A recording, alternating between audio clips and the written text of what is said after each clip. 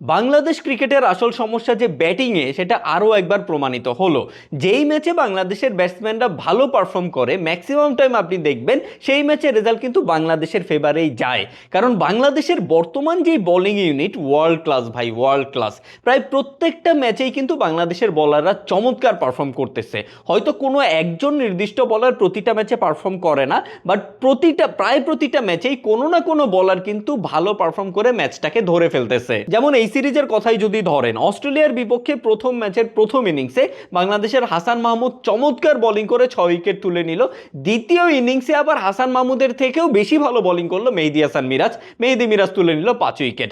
দ্বিতীয় ম্যাচের প্রথম ইনিংসে আবার শরীফুল ইসলাম অলরেডি 6 উইকেট তুলে নিয়েছে, মানে 8 উইকেটের মধ্যে অলরেডি 6 উইকেটই শরীফুল তুলে নিয়েছে। কিন্তু ব্যাটিং এর বেলায় এমনটা হচ্ছে না। যেই ম্যাচে বাংলাদেশের ব্যাটসম্যানরা কলাপস করতেছে, সকল ব্যাটসম্যান একসাথে কলাপস করতেছে ম্যাক্সিমাম টাইমে, আপনি এইটা দেখবেন।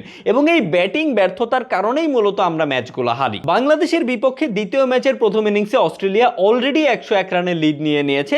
আগামীকাল হয়তো সেখানে আরো 15-20 রান যুক্ত হতে পারে।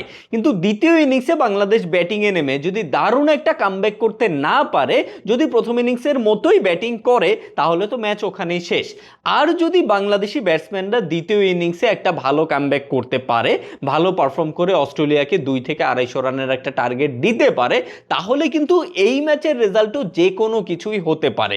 এই ম্যাচের রেজাল্ট কিন্তু তখনও বাংলাদেশের ফেভারে আসলেও আসতে পারে, কারণ বাংলাদেশি বোলারদের উপর এখনো অবধি আমাদের পূর্ণ আস্থা রয়েছে।